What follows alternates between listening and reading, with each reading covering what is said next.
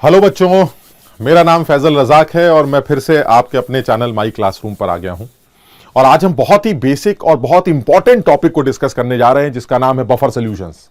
Actually discussion buffer solutions का नहीं, discussion है इस बफर सॉल्यूशंस के अंदर कुछ जो हमारे मिसकंसेप्शंस हैं उनको डिस्कस करने का। हम अज्यूम कर रहे हैं कि हमें कुछ कुछ इस बात का आइडिया है कि बफर सॉल्यूशन किस तरह का सॉल्यूशन होता। तो सबसे पहले तो यहीं पर एक मिसकंसेप्शन है कि लोग ये कहते हैं कि बफर सॉल्यूशन एक ऐसा सॉल्यूशन है जिसमें अगर आप H+ या OH- का एडिशन करें तो वो pH चेंज को रजिस्ट करता। बिल्कुल सही बात है, इसमें कोई डाउट नहीं है कि आप अगर H+ और OH- का एडिशन करें तो वो सॉल्यूशन वो pH चेंज को रजिस्ट करे। अच्छा, इसमें इंपॉर्टेंट क्या है कि एक सॉल्यूशन बफर तभी माना जाएगा जब वो H+ के एडिशन से होने वाले pH चेंज को भी रजिस्ट करे और OH- के एडिशन से pH चेंज में जो हो रहा है उसको भी रजिस्ट करे। ये ऐसा नहीं होना चाहिए कि एक ऐसा सॉल्यूशन है जो H+ के एडिशन से होने वाले pH चेंज को तो रजिस्ट करता है लेकिन OH- से होने वाले pH चेंज को रजिस्ट नहीं करता, तो वो सॉल्यूशन बफर सॉल्यूशन नहीं। यानी पहला मिथ तो ये क्लियर हो गया कि आप जब H+ और OH- को ऐड करें तो ऐसा सॉल्यूशन जो pH चेंज को रजिस्ट करेगा वो एक बफर सॉल्यूशन होगा। लेकिन सर ये बात भी पूरी नहीं लगती। अरे भाई, एक बफर सॉल्यूशन में अगर एक बाल्टी भर के आप H+ डाल दे, एक बाल्टी भर के OH- डाल दे तो सर वो रजिस्ट कैसे करेगा? बात भी सही है सर, बड़ा क्लियर है। अगर आप किसी ट्रेन के सामने खड़े होकर ट्रेन को रोकने की कोशिश करेंगे और आप ये कहेंगे कि मैं ट्रेन को चलने से रजिस्ट कर रहा हूं तो यह आपकी बेवकूफी है। आप रजिस्ट नहीं कर रहे हैं, आप सुसाइड कर रहे हैं। समझिए बात को, आप ट्रेन को कोई रेजिस्टेंस नहीं दे रहे हैं। यानी मेरे कहने का मतलब है कि आप जब किसी सॉल्यूशन में H+ या OH- का एडिशन करें तो साथ में एक स्टेटमेंट और दें, on addition of small amount of H+ and OH-। यानी बफर सॉल्यूशन एक ऐसा सॉल्यूशन है जो स्मॉल अमाउंट ऑफ H+ और स्मॉल अमाउंट ऑफ OH- के डालने से जो pH में चेंज आ रहा है वो उसको रजिस्ट करता। H+ और OH- दोनों को रजिस्ट करेगा, दोनों से होने वाले pH चेंज को रजिस्ट करेगा तो वो बफर सॉल्यूशन माना जाएगा। चलिए ठीक है सर, हमने समझ लिया कि अगर बफर की डेफिनेशन के बारे में बात करते हैं तो ये वो सॉल्यूशन है जो small amount of addition of H+ और OH- से होने वाले pH चेंज को रजिस्ट करता है। ऐसा सॉल्यूशन बफर सॉल्यूशन माना जाए। सर आप ये बताइए इसमें मिथ क्या है? पहला मिथ क्या? पहला मिथ जनरली जो बुक्स में लिखा गया क्या है कि सर जो भी स्ट्रॉन्ग एसिड का सॉल्यूशन होगा वो बफर सॉल्यूशन नहीं होगा। यह पहली एक गलती। क्यों सर? स्ट्रॉन्ग एसिड का सॉल्यूशन वो बफर सॉल्यूशन नहीं होगा, बिल्कुल सही कह रहे हैं आप, लेकिन तब जब वो डाइल्यूट सॉल्यूशन, अगर किसी स्ट्रॉन्ग एसिड का या स्ट्रॉन्ग बेस का कॉन्सेंट्रेटेड सॉल्यूशन लिया जाए तो सर वो बफर की तरह बिहेव कर सकता है। बहुत लॉजिकल है। यानी अगर मैं स्ट्रॉन्ग एसिड का या स्ट्रॉन्ग बेस का कॉन्सेंट्रेटेड सॉल्यूशन यूज करता हूं तो वो बफर सॉल्यूशन की तरह एक्ट कर सकता है। कैसे कह रहा हूं मैं? आप देखिए, अगर मैं स्ट्रॉन्ग एसिड और स्ट्रॉन्ग बेस का एक कॉन्सेंट्रेटेड सॉल्यूशन लेता हूं तो किसी भी स्ट्रॉन्ग एसिड का जो कॉन्सेंट्रेटेड सॉल्यूशन है वो एक इक्विलिब्रियम फॉर्म करता है, और अगर वो एक इक्विलिब्रियम फॉर्म करेगा तो उस केस में आप जब इसके अंदर H+ का एडिशन करेंगे तो ये रिएक्शन बैकवर्ड डायरेक्शन में मूव करेगी, और जब आप इसके अंदर OH- का एडिशन करेंगे तो ये रिएक्शन फॉरवर्ड डायरेक्शन में मूव करेगी। यानी कहने का मतलब ये हुआ कि जब मैं इस आदमी के अंदर H+ का एडिशन करता हूं तो उस केस में वो जो H+ आप डाल रहे हैं वो H+ इस रिएक्शन को बैकवर्ड डायरेक्शन में भगाएगी, जिसकी वजह से आप जितने H+ डालेंगे ये pH में चेंज उतने H+ से नहीं होने देगा। अच्छा सर, ये तो H+ की बात हो गई। अगर आप इसके अंदर OH- डालेंगे तो क्या होगा? जब आप इसके अंदर OH- डालेंगे तो ये सिस्टम OH- के एडिशन करने से ये सिस्टम फॉरवर्ड डायरेक्शन में मूव करेगा, क्योंकि जब आप इसके अंदर OH- का एडिशन करेंगे तो ये OH- H+ को कंज्यूम करना स्टार्ट करेंगे और ये रिएक्शन फॉरवर्ड डायरेक्शन में मूव करेगी। यानी मेरे कहने का मतलब है जो सबसे पहला मिथ है वो यही है कि हम जनरली बोलते हैं कि स्ट्रॉन्ग एसिड का सॉल्यूशन बफर नहीं हो सकता, जबकि एक्चुअली स्ट्रॉन्ग एसिड का कॉन्सेंट्रेटेड सॉल्यूशन बफर की तरह एक्ट कर सकता है। स्ट्रॉन्ग बेस का कॉन्सेंट्रेटेड सॉल्यूशन बफर की तरह एक्ट कर सकता। यह पहली बात हो गई। दूसरी बात, सर वीक एसिड का सॉल्यूशन कैसा लगता है? बड़ा आसान है सर, वीक एसिड का सॉल्यूशन भी बफर होना चाहिए। हां, चेक करके देखते हैं। एक वीक एसिड का सॉल्यूशन बनाते हैं। आप एक वीक एसिड का सॉल्यूशन बनाने की कोशिश कर रहे हैं। मान लीजिए मेरे पास एक वीक एसिड है, एसिटिक एसिड। अगर मैं इस एसिटिक एसिड का सॉल्यूशन लूं तो वो सॉल्यूशन 100% डिसोसिएटेड फॉर्म में नजर नहीं आएगा, क्योंकि एसिटिक एसिड एक वीक एसिड होता। अब क्या होगा सर? ये बफर ना के बराबर है। सर ये कोई खास अच्छा बफर नहीं। क्यों सर? ये भी तो इक्विलिब्रियम है सर, ये भी बफर की तरह एक्ट करेगा। चांसेस कम। मैं बताता हूं उसका रीजन यह है कि ये जो एसिटिक एसिड है ये एक वीक एसिड, इस वीक एसिड में जो एसीटेट आयन निकल के आ रहे हैं ये एसीटेट आयन बहुत कम होते हैं। यानी अगर आप इसके अंदर OH माइनस डालते हैं तो क्या होगा, जब आप इसके अंदर OH माइनस डालते हैं तो एसिटिक एसिड OH माइनस के साथ रिएक्ट करेगा। यानी इस सिस्टम में अगर आपने OH माइनस ऐड किए तो एसिटिक एसिड OH माइनस के साथ रिएक्ट करेगा और यह एसिटिक एसिड OH माइनस के साथ जुड़कर बहुत बढ़िया तरीके से CH3CO माइनस और H2O फॉर्म करेगा। यानी कहने का मतलब अगर आप इसके अंदर OH माइनस डालेंगे तो एसिटिक एसिड OH माइनस को खाना शुरू कर देगा। पीएच में जितने यूनिट से चेंज आना चाहिए उतना चेंज नहीं आएगा। सर इसने रेजिस्टेंस क्रिएट किया है, इसे बफर होना चाहिए। ना ना ना, सिर्फ OH माइनस के डालने के रेजिस्टेंस को बफर नहीं कहते, H प्लस को भी डालना पड़ेगा। सर H प्लस को भी डाल के देख लेते हैं। चलिए, जब आप H प्लस को डालेंगे तो क्या होगा, सर H प्लस को डालेंगे तो उसको कौन खाएगा, H प्लस को डालेंगे तो सर उसको एसीटेट खाएगा। अरे कहां से खाएगा, एसीटेट तो बहुत कम है क्योंकि एसिटिक एसिड एक वीक एसिड है, उससे आने वाले एसीटेट काफी कम होंगे। इसलिए सर एसीटेट आयंस क्योंकि कम है इसलिए H प्लस का कंजम्पशन मुश्किल लगता है। इसलिए एसिटिक एसिड एक बफर या अच्छे बफर की तरह बिहेव नहीं करता होगा।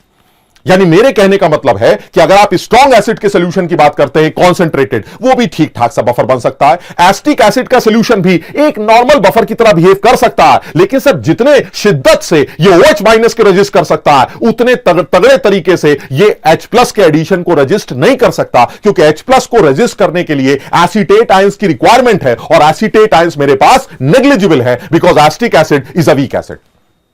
तो फिर क्या करें सर, फिर बफर कैसे बनाएं, सर एक अच्छा बफर कैसे बनाएं, तो तुम सब जानते हो इस बात को। एक अच्छा बफर वो होता है जिसमें एक वीक एसिड अपने कॉन्जुगेट बेस के साथ प्रेजेंट हो या फिर एक वीक बेस अपने कॉन्जुगेट एसिड के साथ प्रेजेंट हो। यानी कहने का मतलब यह हुआ कि अगर मैं किसी एक अच्छे एसिडिक बफर की बात कर रहा हूं तो अच्छा एसिडिक बफर वो होना चाहिए जिसमें एक वीक एसिड अपने कॉन्जुगेट बेस के साथ प्रेजेंट हो। सर वो एक जबरदस्त अच्छा एसिडिक बफर माना जाता है। अब ये क्यों अच्छा बफर है इसके बारे में जल्दी से बात कर लेते हैं। मान लीजिए मेरे पास एसिटिक एसिड हो जो कि डिसोसिएटेड फॉर्म में नजर आएगा CH3CO minus plus H plus के फॉर्म में, और मान लेते हैं मेरे पास एक सोडियम एसीटेट सॉल्ट है जो इसी के अंदर पड़ा हुआ है जो 100% डिसोसिएटेड फॉर्म में आपको नजर आएगा।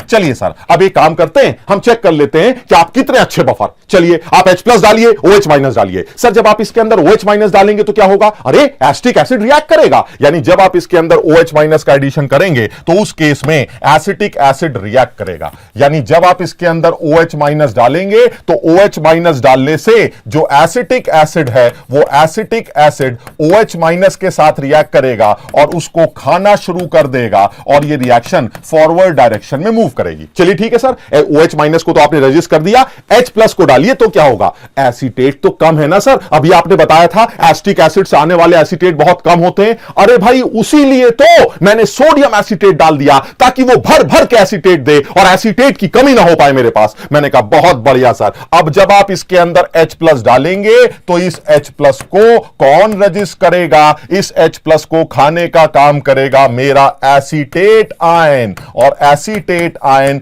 H प्लस को कंज्यूम करना स्टार्ट कर देगा। यानी इस बार ना एसीटेट की कमी है ना एसिटिक एसिड की कमी है। सर ये एक जबरदस्त एसिडिक बफर है और ये एसिडिक बफर ये कहता है कि वीक एसिड का खुद का सॉल्यूशन ठीक ठाक सा बफर हो सकता है, लेकिन वो एक ऐसा सॉल्यूशन है जो OH के रेजिस्टेंस को तो तगड़े से दिखाएगा लेकिन H प्लस के रेजिस्टेंस को अच्छा नहीं दिखाएगा क्योंकि कॉन्जुगेट बेस की कॉन्सेंट्रेशन काफी कम थी। लेकिन जब आप ऑलरेडी सॉल्ट से कॉन्जुगेट बेस लेके आते हैं तो इस कॉन्जुगेट बेस की कॉन्सेंट्रेशन काफी ज्यादा होती है। OH माइनस को भी मैं रजिस्ट कर सकता हूं इस रिएक्शन के थ्रू और H प्लस को भी मैं रजिस्ट कर सकता हूं इस रिएक्शन के थ्रू। यानी एक एसिडिक बफर, एक अच्छा बफर वो बफर है जिसमें वीक एसिड अपने कॉन्जुगेट बेस के साथ या वीक बेस अपने कॉन्जुगेट एसिड के साथ प्रेजेंट होता है। चलिए अब आते हैं काम की बात पर। एक जबरदस्त मिथ के बारे में और बात करते हैं। जनरली हमने यह पढ़ा है कि किसी भी एसिडिक बफर की अगर मैं बात करूं तो किसी भी एसिडिक बफर की जो pH वैल्यू होती है वो pKa प्लस लॉग सॉल्ट की कॉन्सेंट्रेशन डिवाइडेड बाय एसिड की कॉन्सेंट्रेशन से निकाली जाती। बहुत बढ़िया है, लेकिन मेरा यह मानना है कि यह फॉर्मूला सही नहीं है सर। यह फॉर्मूला लगाने की आपको जरूरत नहीं है, यह फॉर्मूला गलत। क्यों? यह जो आपने सॉल्ट की कॉन्सेंट्रेशन लिख रखी है यह गलत लिख रखी है। यहां सॉल्ट की कंसंट्रेशन कहां से आ गई? अरे भाई, मुझे एसीटेट आयन की कंसंट्रेशन चाहिए और इस एसीटेट आयन की कंसंट्रेशन मैं सॉल्ट से ले आता हूं, क्योंकि ऊपर वाले एसीटेट तो नेग्लिजिबल है। हाँ, बिल्कुल सही कर रहे हैं आप। अगर आपको एसीटेट आयन की कंसंट्रेशन चाहिए तो आप सॉल्ट से आने वाले एसीटेट की कंसंट्रेशन यूज कर सकते हैं, क्योंकि एसिड से आने वाले एसीटेट नेग्लिजिबल हैं, and because of this common ion effect ये और भी कम हो जाएंगे। बिल्कुल सही कह रहे हैं आप। यानी अगर कभी भी आपको एसीटेट आयंस की कंसंट्रेशन चाहिए हो तो एसीटेट आयन जो टोटल होंगे they are almost equal to acetate ions coming from salt. बिल्कुल सही कह रहे हैं आप।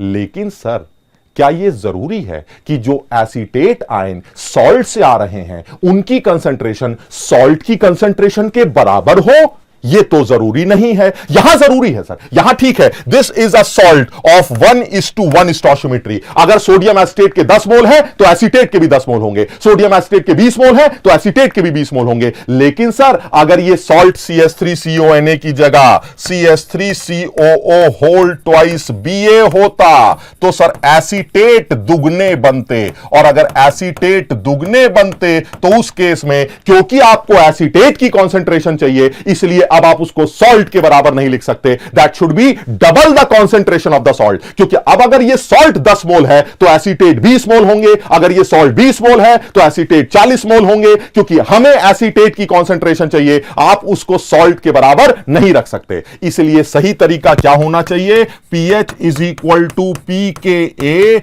Plus log concentration of conjugate base divided by concentration of acid. क्योंकि सर मुझे कॉन्जुगेट बेस की कॉन्सेंट्रेशन चाहिए और वो कॉन्जुगेट बेस एसीटेट है, और एसीटेट की कॉन्सेंट्रेशन या तो सॉल्ट के बराबर हो सकती है या सॉल्ट से दुगनी हो सकती है। आप हर बार सॉल्ट लिखेंगे तो आपका आंसर गलत आएगा। इस तरह के सॉल्ट में तो आपका यह फॉर्मूला काम कर जाएगा, लेकिन इस तरह के सॉल्ट में आपका फॉर्मूला गलत हो जाएगा। इसलिए हमेशा सही तरीका pH लिखने का क्या है? pH is equal to pK plus log concentration of conjugate base divided by acid, and the concentration of conjugate base, it can be equal to concentration of the salt if the salt is of 1:1 stoichiometry, and it will be double of the concentration of the salt if the salt is barium acetate type का salt।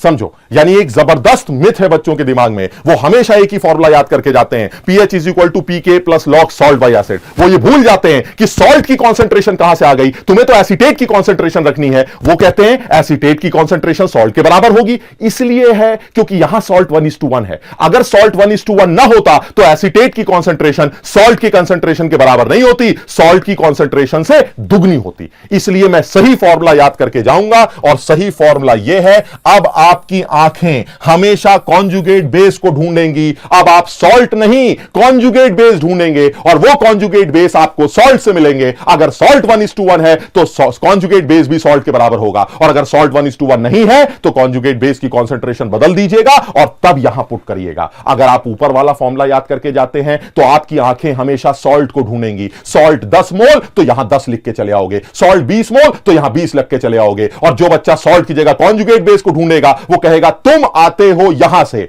ये 1:1 तो हमारे और तुम्हारे बराबर, लेकिन अगर ये 2:1 तो मेरे मोल तुम्हारे मोल के दुगने होंगे। मुझे क्योंकि एसीटेट चाहिए तो मैं वो डबल वैल्यू पुट करूंगा जो सॉल्ट की कॉन्सेंट्रेशन से डबल।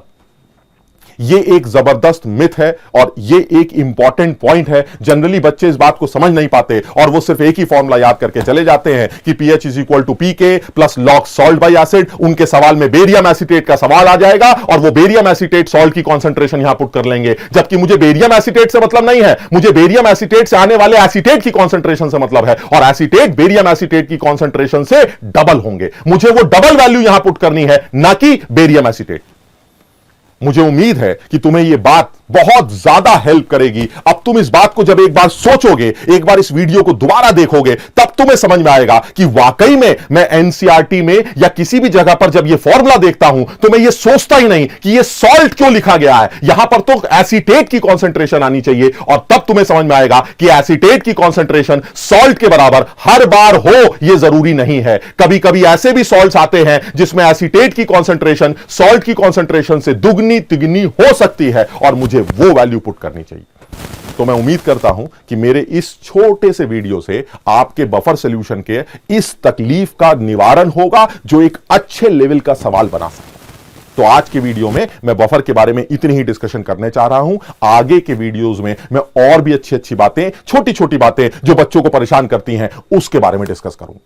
ठीक है, थैंक यू सो मच।